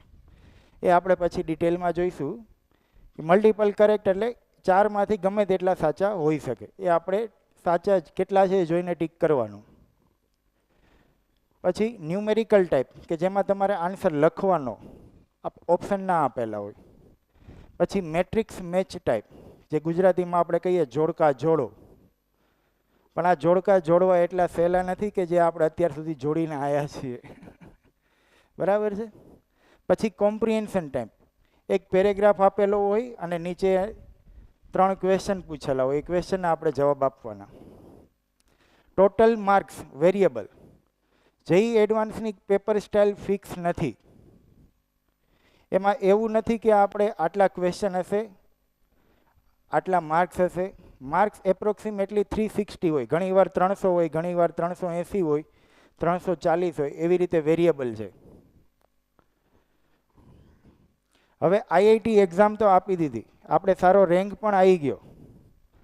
હવે કઈ આઈઆઈટી સિલેક્ટ કરવી એના માટે તો મેં અહીંયા તમને અમુક ટોપ આઈઆઈટીઝ જે છે એની ચર્ચા કરીએ આપણે. જે સૌથી પહેલાં છે આઈઆઈટી બોમ્બે. ટાઈમ્સ ઓફ ઇન્ડિયાવાળાએ જે રેન્કિંગ આપેલા છે એના અનુસારે આપણે લીધેલી છે. તો આઈઆઈટી બોમ્બે 2023નો કટ ઓફ કોમ્પ્યુટર સાયન્સ માટે 67 ઓપન કેટેગરીવાળાઓ માટે. ટોટલ નંબર ઓફ સીટ્સ છે 60 સીટ છે. તો સૌથી પહેલાં આઈઆઈટી બોમ્બેમાં સીએસ ભરાય છે. જો તમે જેમને ટોપ 67 માર્ક, ટોપ 67 છે ને એર ઓલ ઇન્ડિયા રેન્ક, જેમનો રેન્ક ઓલ ઇન્ડિયા રેન્કમાં 68 હશે ઓપન કેટેગરીમાં, એ આઈઆઈટી બોમ્બેમાંથી કોમ્પ્યુટર એન્જિનિયરિંગ નહીં કરી શકે. સીએસ એટલે કોમ્પ્યુટર સાયન્સ. જેનો આખા ઇન્ડિયામાં 68મો નંબર હશે એ પણ નહીં કરી શકે. બરાબર છે? પછી ફિમેલ માટે એ છે 291 નંબર, એટલે કે ફિમેલ માટે લાસ્ટ કટ ઓફ છે 291. ઓબીસી માટે એ કેટેગરી છે 58 અને એસસી એસટી માટે છે 27. હવે ઘણાને એવું થતું હશે કે આ ઓપન કરતાં તો ઓબીસી ને એસસી એસટીનો નંબર ઓછો છે, પણ ઓબીસી રેન્ક જે છે આઈઆઈટી એડવાન્સવાળા અલગથી આપે છે. એટલે કે એમનું રેન્ક લિસ્ટ અલગથી આવે અને એસસી એસટીનું રેન્ક લિસ્ટ અલગથી આવે. એટલે ઓબીસી રેન્કમાં એમનું કટ ઓફ છે 58. બરાબર છે? એટલે ઓબીસી રેન્ક લિસ્ટ અલગથી આપે છે, એટલે એ ઓછો છે. ચલો ઇલેક્ટ્રિકમાં જે આપેલું છે એ છે એમઈમાં છે. લાસ્ટ સીટ ફિલ થઈ હતી આઈઆઈટી બોમ્બેની. લાસ્ટ બ્રાન્ચ છે એન્વાયરમેન્ટલ એન્જિનિયરિંગ. તેનો કટ ઓફ છે 5401 ઓપન કેટેગરી માટે. ફિમેલ માટે છે 10,623, ઓબીસી માટે 3,152 ને એસસી એસટી માટે 1,472. કુલ સીટ છે આઈઆઈટી બોમ્બેમાં 552. હવે સરકારે આઈઆઈટી કોલેજીસ જ એવી બનાવી છે ને કે જોઈને જ આપણને લેવાની ઈચ્છા થઈ જાય, કે આપણે સપનું બનાવી દઈએ કે આઈઆઈટીમાં આપણે જવું છે. બરાબર છે. આઈઆઈટી બોમ્બેનો ફોટો જુઓ તમે ખાલી. મીડિયન સેલેરી 22.50 લાખ, એટલે કે ત્યાંથી પાસ થયેલો વિદ્યાર્થી એવરેજ સેલેરી છે, ટોપ સેલેરી નથી. એવરેજ સેલેરી 22.50 લાખ પર એનમ. બરાબર છે. હવે મેં ઘણી બધી જગ્યાએ સેલેરી હાઇલાઇટ કરી છે, એટલે કોઈને એવું ના થાય કે આ સેલેરી માટે જ સર તો આવું કરે છે. પણ જે હકીકત છે, જરૂરિયાત છે, કે ભલે આપણે રૂપિયા પાછળ ભાગવું ના જોઈએ, પણ રૂપિયાથી દૂર પણ ના ભાગવું જોઈએ. એમ કે આપણે મહેનત કરીએ તો બાય પ્રોડક્ટમાં મળતા હોય તો પછી એને ઠુકરાવવા પણ ના જોઈએ. એમ આઈઆઈટીમાંથી પાસ થયેલો છોકરો તમે જુઓ ને, આઈઆઈટી એનઆઈટીમાંથી જે પાસ થયેલા હોય, આપણે ત્યાં સર એક હીરાગર શિવમ કરીને સ્ટુડન્ટ હતો, જે આપણે અહીંયા ભણતો ને ત્યારે એટલો શરમાળ છોકરો હતો કે કંઈ બોલતો જ નહીં. આપણે બોલાવીએ ને તોય ના બોલે એવો. હમણાં 3-4 મહિના પહેલાં આવ્યો હતો ત્યાંથી.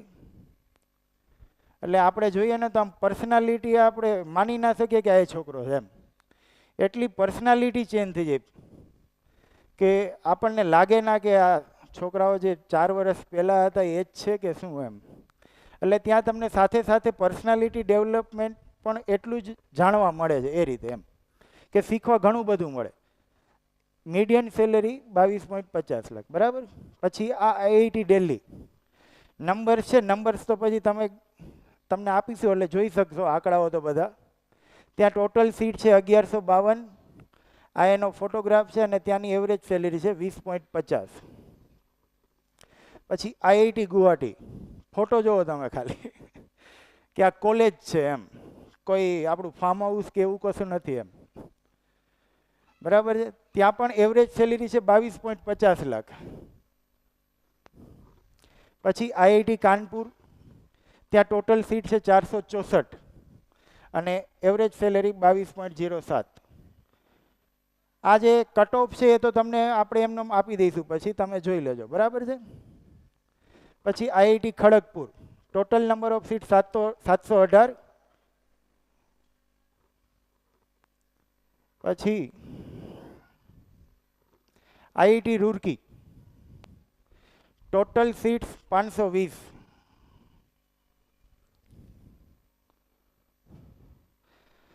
હવે આ બધી આપણે આઈઆઈટીઝ જોઈ. હવે અમુક ટોપ એનઆઈટીઝ. એનઆઈટીઝ એટલે નેશનલ ઇન્સ્ટિટ્યૂટ ઓફ ટેકનોલોજી. એનઆઈટીમાં એડમિશન લેવા માટે તમારે એડવાન્સ આપવાની જરૂર નથી. જે આપણે કીધું ને જેઈ મેઇન્સ, તો જેઈ મેઇન્સ પેપર 1 થી તમે એમાં એડમિશન લઈ શકો છો. તો આપણે અમુક એનઆઈટીઝ છે, આપણે કીધું એમ કે હરેક સ્ટેટમાં એક છે, લગભગ બધા સ્ટેટમાં એક છે, ટોટલ 31 છે. બરાબર છે. એમાંથી આ એનઆઈટી તિરુચિરાપલ્લી તમિલનાડુમાં આવેલી છે. હવે આઈઆઈટીમાં એવું કોઈ ફિક્સ નથી કે જેમ કે આપણે ગાંધીનગરમાં એક આઈઆઈટી આપેલી છે, તો ગુજરાતવાળા માટે કોઈ ફિક્સ કોટા હોય કે એવું કોઈ આઈઆઈટીમાં નથી. પરંતુ એનઆઈટીમાં છે 50% રિઝર્વડ ફોર સ્ટેટ કોટા. એટલે કે આ એનઆઈટી જે છે તમિલનાડુમાં આવેલી છે. હવે તમિલનાડુના વિદ્યાર્થીઓ જે કંઈ પણ છે એમાં ફિક્સ છે. જેમ કે આઈઆઈટીમાં સીટ છે 1007, તો 50% સીટ છે જે એ તમિલનાડુના વિદ્યાર્થીઓ જ એમાં એડમિશન લઈ શકે. બીજા જે તમિલનાડુ સિવાયના જે કંઈ પણ વિદ્યાર્થીઓ છે, તો એમાં બાકીના ઇન્ડિયાના બીજા જે 50% છે એ બધા.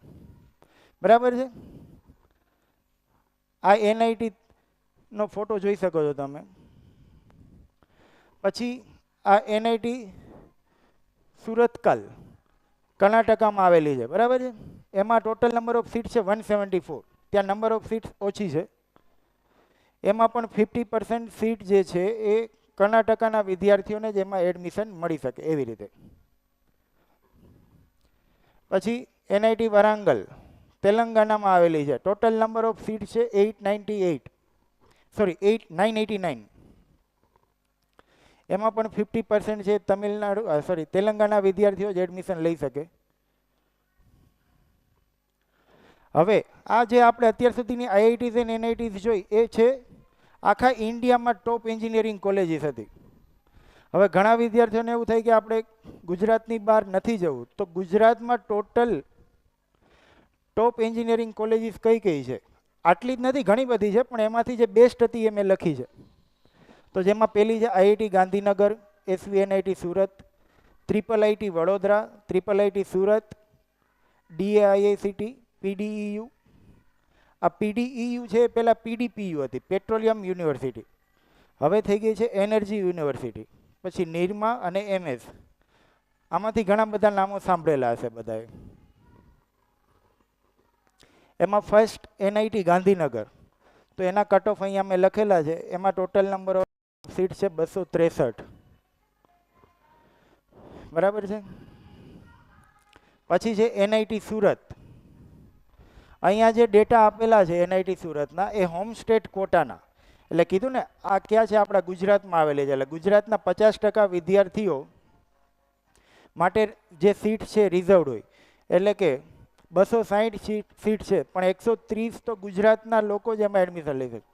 હા, આમાં એ પણ છે, હવે માની લો કે 130 ગુજરાતના છે, હવે જે સ્ટેટવાળા છે એ અધર કોટામાં, એટલે કે જે ઓલ ઓવર ઇન્ડિયાના, આમાં 260 સીટ છે, એટલે 130 સીટ થઈ ગુજરાતના વિદ્યાર્થીઓ માટે અને 130 થઈ બાકીના બીજા બધા વિદ્યાર્થીઓ માટે. પણ જે ગુજરાતના વિદ્યાર્થીઓ છે એ જે બીજા વિદ્યાર્થીઓની 130 સીટ છે એમાંથી પણ એડમિશન લઈ શકે. પણ બીજા વિદ્યાર્થીઓ, જેમ કે રાજસ્થાનનો વિદ્યાર્થી કોઈ હોય, એને ગુજરાતના 130 વિદ્યાર્થીઓમાં એડમિશન લેવું છે તો એ ના મળે. પોતાના રાજ્યવાળો બીજા કોટામાં લઈ શકે, એટલે કે આઉટ ઓફ સ્ટેટના જે કોટા હોય 130 એમાં એડમિશન લઈ શકે. એટલે 130માં તો બધા જ લઈ શકે, 130માં ફક્ત ગુજરાતવાળા, એવી રીતે હોય. બરાબર છે. એનઆઈટીમાં એડમિશન મળે ફક્ત જેઈ મેઇન્સ થ્રુ, જેમ આપણે જણાવ્યું. પછી આ છે triple IT Vadodara, Indian institute of information technology. આ બધી જે કોલેજીસ મેં જણાવીને સેન્ટ્રલ ગવર્મેન્ટના અંડરમાં આવે. બરાબર છે. હવે સેન્ટ્રલ ગવર્મેન્ટે આ ટ્રિપલ આઈટી કરીને છેલ્લા 3-4 વર્ષમાં ખૂબ ટ્રિપલ આઈટીઝ પણ 23 કોલેજો કરી નાખી કે ઇન્ફોર્મેશન ટેકનોલોજી. જે આઈઆઈટી છે એમાં આઈટી નથી ચાલતું, આઈટી એટલે કે ઇન્ફોર્મેશન ટેકનોલોજી એન્જિનિયરિંગ નથી ચાલતું, આમાં ચાલે છે. ટ્રિપલ આઈટી પણ સેન્ટ્રલ ગવર્મેન્ટના અંડરમાં જ આવે, એ પણ એનઆઈટી જેવી જ કોલેજ છે કે જેમાં ફક્ત જેઈ મેઇન્સ થ્રુ જ એડમિશન મળે છે. એમાં બોર્ડમાં તમારે 75% માર્ક્સ જોઈએ મિનિમમ. બરાબર છે. આ 2022 અને 23ના ડેટા છે, હાઈએસ્ટ પેકેજ મેં લખેલું છે. 2022માં હાઈએસ્ટ પેકેજ મળેલું છે 1.8 કરોડ પર યર, અને 2023માં છે 1.06 કરોડ. ટોટલ સીટ છે 220 અને કટ ઓફ રેન્ક છે 18,000. આ કટ ઓફ રેન્ક છે જેઈ મેઇન્સનો છે, કારણ કે આમાં ફક્ત જેઈ મેઇન્સ થ્રુ એડમિશન મળે છે. પછી આ ટ્રિપલ આઈટી સુરત છે, ટોટલ સીટ છે 324, કટ ઓફ રેન્ક છે 25,642. આમાં પણ ફક્ત જેઈ મેઇન્સ થ્રુ જ એડમિશન મળે છે. પછી આ બધી આપણે જેટલી પણ કોલેજીસ જોઈ એમાં તમને જેઈ મેઇન્સ થ્રુ અથવા તો એડવાન્સ થ્રુ એડમિશન મળે છે. બરાબર છે. પણ આપણે એવું નહીં કે જેઈ મેઇન્સ કે એડવાન્સમાં સારા માર્ક્સ મળે તો જ આપણને સારી કોલેજમાં એડમિશન મળશે. એ બંનેમાં આપણે નહીં કરીએ તો સારી કોલેજમાં એડમિશન નહીં મળે, તો એવું નથી. હવે જે આ એસીપીસી છે, admission committee four professional courses, જે આપણી ગુજરાતની કોલેજીસ છે એમાં કોઈને એડમિશન લેવું હોય તો એ એસીપીસી કન્ડક્ટ કરે છે. આના થ્રુ આપણે એડમિશન લઈ શકાય. હવે એસીપીસી મેરિટ લિસ્ટ કઈ રીતે કાઉન્ટ કરે છે, તો કે જે આપણે બોર્ડનું પેપર આપીએ 12th બોર્ડનું, એના 50% અને ગુજસેટ એના 50%, બંનેના પર્સન્ટાઇલ રેન્ક. હવે બોર્ડના પેપરમાં ફક્ત ફિઝિક્સ, કેમેસ્ટ્રી અને મેથ્સના જ માર્ક્સ ગણાશે, બીજા વિષયોના નહીં. બીજા વિષયોમાં પાસ થવું જરૂરી છે ખાલી. આપણે ગુજરાતમાં મેં તમને કીધું ને કે ટોટલ 1,40,852 સીટ છે. બરાબર છે. ગવર્મેન્ટ કોલેજ છે 20,000, ગવર્મેન્ટ સીટ છે 20,000 અને સેલ્ફ ફાઇનાન્સ છે 1,20,000. હવે આમાંથી દર વર્ષે 35% સીટો ખાલી રહે છે, 35થી પણ વધુ.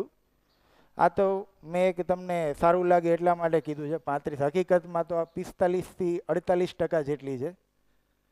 એટલે અંદાજો જે 35% છે મને 2 વર્ષ પહેલાંનો ખ્યાલ છે. હાલ તો એન્જિનિયરિંગ કોલેજો ખૂબ વધી છે એટલે વધુ હશે એમ. હવે ગુજરાતની કોલેજમાં આપણે જોવા જઈએ તો Dhirubhai Ambani institute of technology, આમાં તમારે એડમિશન લેવું હોય તો આની 50% સીટ્સ જે છે, એટલે કે 50% સીટ છે જેઈ મેન્સ થ્રુ ભરાય અને 50% જે ગુજકેટ અને ગુજરાત બોર્ડનું જે પણ રિઝલ્ટ આવે એનું મેરિટ બને. એનું મેરિટ આપણે કીધું ને આગળ કે બંનેના 50% ગણીને મેરિટ બને. એટલે એ બોર્ડ પ્લસ ગુજકેટનો મતલબ એ 50% સીટો જે છે એ બોર્ડ પ્લસ ગુજકેટ થ્રુ ભરાય. અને એમાં બ્રાન્ચીસ લિમિટેડ છે, એમાં 2 જ બ્રાન્ચીસ છે, આઈટી અને કોમ્પ્યુટર સાયન્સ. પછી PDU, Pandit Deendayal energy university, એમાં અહીંયા મેં જે બ્રાન્ચીસ લખી છે બધી છે. એડમિશન આ જે નીચેની બ્રાન્ચીસ છે ને હમણાં રિસન્ટલી ઓપન થઈ છે, હજુ એનું કન્ફર્મેશન એક મેળવવું પડે એમ છે. એમાં પણ એડમિશન તમારે લેવું હોય તો 50% જેઈ મેન્સ થ્રુ મળે અને 50% સીટો જે છે એ ગુજરાત બોર્ડ અને ગુજસેટ થ્રુ ભરાય. પછી નિરમા યુનિવર્સિટી, એમાં પણ સેમ કે બંનેથી 50% ભરાય.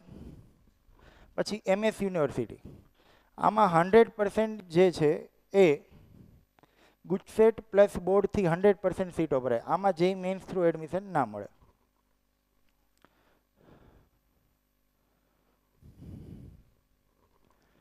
હવે top engineering colleges in other states, આપણે જેમ જોયું કે DAIICT જે છે એ ફક્ત ગુજરાતમાં આવેલી છે. હવે બીજા રાજ્યોમાં પણ NIT, IIT સિવાયની સારી સારી કોલેજો આવેલી છે. જેમાં પહેલાં છે બીટસેટ, બિરલા ઇન્સ્ટિટ્યૂટ ઓફ ટેકનોલોજી, એ 5 જગ્યાએ આવેલી છે. પિલાની, ગોવા, હૈદરાબાદ, મુંબઈ અને દુબઈ. આપણા માટે નજીકમાં નજીક છે પિલાની, રાજસ્થાનમાં. એ પણ 750 કિલોમીટર દૂર છે. હવે આમાં તમારે એડમિશન લેવું હોય તો ના તો જેઈ મેન્સ થ્રુ મળે, ના જેઈ એડવાન્સ થ્રુ મળે, કે ના ગુજકેટ કે બોર્ડ થ્રુ મળે. એના માટે તમારે બીટસેટ, એટલે કે એ લોકો પોતાની એડમિશન ટેસ્ટ લે છે જેમને નામ આપેલું છે બીટસેટ, તો એ એક્ઝામ આપવી પડે અને એમનું જે મેરિટ બહાર પડે એના પ્રમાણે તમને એડમિશન મળે. એમાં ટોટલ સીટ છે 1,040, કે 1,040 સીટો છે ટોટલ. આપણે અહીંયાથી તમને જ્યારે આ બધાના ફોર્મ ચાલુ થશે એટલે જે કંઈ પણ એક્ઝામ છે બધાના ફોર્મ ક્યારે બહાર પડે છે, એટલે કે ફોર્મ ભરવાની તારીખ ક્યારે ચાલુ થાય છે, ક્યારે લાસ્ટ ડેટ છે, બધું જણાવવામાં આવશે. એટલે એ યાદ તમારે નથી રાખવાનું, તમારે ખાલી ગોલ ચાર્ટમાં બનાવવાનું છે કે હા આપણે આ કોલેજમાં જવું છે. બીજી બધી જવાબદારી અમારી, તમારે ખાલી મહેનત કરવાની રહેશે. એટલે મહેનત કરવાની તમારે છે. પછી બીજી VIT, એ પણ 4 રાજ્યોમાં છે, કે જેમાં હાલ આપણા ગિરીશ સરનો છોકરો મંત્ર જે છે એ ત્યાં ભણે છે વેલોરમાં. એમાં ટોટલ નંબર ઓફ સીટ્સ છે 4100. આ ફોટા તમારા માટે જ રાખ્યા છે જેથી તમે તમારો ગોલ ચાર્ટ વ્યવસ્થિત રીતે બનાવી શકો. પછી SRM યુનિવર્સિટી ચેન્નઈ, શ્રી રામમા સ્વામી યુનિવર્સિટી છે ચેન્નઈમાં, તો ત્યાં પણ ઓકે. આ VITમાં એડમિશન લેવા માટે તમારે VIT EEE એક્ઝામ આપવી પડે. એનામાં પણ જેઈ મેન્સ થ્રુ કે એવું નથી, VIT EEE એક્ઝામ આપવી પડે. સેમ SRM યુનિવર્સિટીમાં એડમિશન મેળવવા માટે તમારે SRM JEE એક્ઝામ આપવી પડે. આ બધી કોલેજીસ એવી છે કે જે પોતાની એડમિશન ટેસ્ટ કન્ડક્ટ કરે છે. એમાં ટોટલ સીટ છે 5,365. પછી થાપર યુનિવર્સિટી પટિયાલા પંજાબમાં છે, એમાં તમારે એડમિશન લેવું હોય તો એમાં જેઈ મેઇન્સ અને બોર્ડ્સ, પણ બોર્ડ્સમાં 50% સીટો ભરાય એ પંજાબના બોર્ડ્સની, એટલે આપણા માટે તો જે બાકીની 50% છે એ જ અવેલેબલ છે, બોર્ડ્સવાળી આપણા માટે અવેલેબલ નથી. એમાં ટોટલ સીટ છે 2500 ઈચ, એટલે ત્રણેયમાં એટલી છે એમ. પછી જેઈ મેઇન્સ પેપર 2, આ બધી આપણે અત્યાર સુધીની જે કંઈ પણ ચર્ચા કરી એ બધી ફક્ત એન્જિનિયરિંગ માટે, કે તમારે એન્જિનિયરિંગ કોલેજમાં એડમિશન લેવું હોય તો એના માટે હતી. હવે જે છે બધી એ જેઈ મેઇન્સ પેપર 2, તો જેઈ મેઇન્સ પેપર 2 છે એ શાના માટે છે? તો બેચલર ઓફ આર્કિટેક્ચર અને બેચલર ઓફ પ્લાનિંગ, કોઈને આર્કિટેક્ટ બનવું હોય કે ડિઝાઇનિંગ એન્જિનિયર બનવું હોય તો એના માટે, સોરી ડિઝાઇન એન્જિનિયર ને ડિઝાઇનિંગમાં આગળ જવું હોય એમના માટે. પછી એના માટે મોડ ઓફ એક્ઝામ છે ઓફલાઈન અને ઓનલાઈન બંને, કે એક પેપર જે ડ્રોઈંગનું પેપર આવે છે એ ઓફલાઈન આવે છે અને બાકીના જે MCQs ને બધું હોય એમાં એ ઓનલાઈન આવે. એમાં મેથેમેટિક્સના 25 પ્રશ્નો હોય 100 માર્ક્સના, એપ્ટિટ્યૂડ ટેસ્ટ હોય 50 પ્રશ્નો 200 માર્ક્સના, અને ડ્રોઈંગ ટેસ્ટના 2 પ્રશ્નો હોય 100 માર્ક્સના. જે ડ્રોઈંગ છે જે એ ઓફલાઈન છે, ઓનલાઈન નથી, બરાબર છે. એવી જ રીતે બેચલર ઓફ પ્લાનિંગ માટે, બેચલર ઓફ પ્લાનિંગ બધી ઓનલાઈન છે, બંનેના ટોટલ માર્ક્સ છે 400. નાટા નેશનલ એપ્ટિટ્યૂડ ટેસ્ટ, જેમને આર્કિટેક્ચરમાં જવું હોય એના માટે નાટા જે છે એ બેસ્ટ એક્ઝામ છે, કે જેમાં મેથ્સ, ડ્રોઈંગ અને જનરલ એપ્ટિટ્યૂડ અને લોજિકલ રિઝનિંગ જ આવે, બીજા કોઈ સબ્જેક્ટ આવતા નથી. ટોટલ 200 માર્ક્સનું પેપર હોય. નાટાથી તમને bachelor of architecture, bachelor of planning, bachelor of construction and interior designing આટલામાં એડમિશન મળે નાટા થ્રુ. અનીસ ગુજરાતી સમજ આ જા રહા હે? हाँ चलो, top colleges for architecture and interior designing in Gujarat. तो आर्किटेक्चर एंड इंटीरियर डिजाइनिंग માટે ટોપ કોલેજીસમાં છે સેપ્ટ, નિરમા, MS યુનિવર્સિટી અને અનંત. આના સિવાય ઘણી બધી છે, ટોટલ 30 થી 35 કોલેજીસ છે, પણ આપણે જે એમાંથી જે સારી સારી કોલેજીસ છે એના નામ જ લખ્યા છે. પછી NDA નેશનલ ડિફેન્સ એકેડમી, તો એનામાં આપણે કયા કયા ઓપ્શન છે? તો કે નેવી, એરફોર્સ, આર્મી અને નવલ એકેડમી. એના માટે એક્ઝામ આવે, NDA એક્ઝામનું જ નામ છે. પેપર 1 મેથેમેટિક્સ 300 માર્ક્સ અને paper 2 general ability test 600 marks, જે અહીંયા નીચે બધા સબ્જેક્ટ લખેલા છે, physics, chemistry, English, history, geography and freedom movement and current affairs, એ 600 માર્ક્સનું આવે. પછી બેચલર ઓફ સાયન્સ BScમાં જવા માટે, જેમ સતીશ સરે જણાવ્યું, આમાં બાયોલોજીવાળા વિદ્યાર્થીઓ પણ આમાં, એટલે કોલેજીસમાં કહું છું, બાકી BSc મેથેમેટિક્સ બાયોલોજીવાળા ના લઈ શકે, એવી રીતે. પછી જેમને ટીચર થઈને બહાર નીકળવું છે, આ પણ સતીશ સરે જણાવ્યું કે ડાયરેક્ટ IITની એક્ઝામ આપે એટલે ડાયરેક્ટ ટીચર થઈને બહાર આવે એ રીતે. પછી એગ્રીકલ્ચર યુનિવર્સિટી, આમાં મેથ્સ ગ્રુપવાળા જે છે અહીંયા આપણે લિસ્ટ કર્યું છે એટલામાં એ લોકો આગળ વધી શકે. Agriculture engineering, food processing technology, dairy technology, જે બધી લખેલી છે. જેમ નવસારી અને દાંતીવાડાનું કેમ્પસ મોટું છે. હવે તમે જ્યારે લાસ્ટ ફાઇનલ એડમિશન લેતા હોય એ ટાઈમે ખૂબ જ કેરફુલ થઈને તમારે એડમિશન લેવાનું. ખાલી એક ક્લિક કરવાથી તમારું ફ્યુચર ચેન્જ થઈ શકે છે, એટલે એ ક્લિક તમારે ધ્યાન રાખીને કરવાની. એના માટે એ હજુ આપણા માટે સમય 1.5 થી 2 વર્ષ પછી આવશે, હાલ નથી એ. એટલે હાલ તો તમારે વિચારવાનું છે કે કઈ જગ્યાએ ક્લિક કરવાની.